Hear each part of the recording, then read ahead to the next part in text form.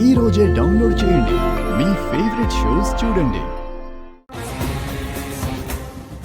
గొబ్బెమ్మను తొక్కుతావా?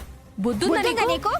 దైవ స్వరూపంగా భావించే గొబ్బెమ్మని కాలితో తొక్కింది చాలక పేడ అని వెక్కిరించావు.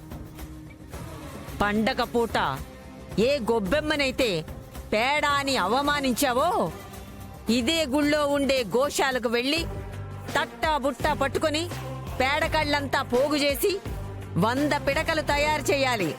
ఇదే నీకు తగిన శిక్ష. చెయ్యి ముక్కు దగ్గరకు వచ్చేసరికి పేడ స్మెల్ తప్ప ఏ స్మెల్ తెలియట్లేదు మమ్మీ. నేను తినలేను మమ్మీ, నాకు వద్దు. నేను మాత్రం తింటానా అమ్మీ? నాకు వద్దులే. కూర్చోవే, ఆ, నీకు నేను పెట్టనే, ఆ, నువ్వు తినవే. నాకు వద్దు. అంత త్యాగం వద్దులే అత్త. ముద్దలు నేను పెడతానుగా.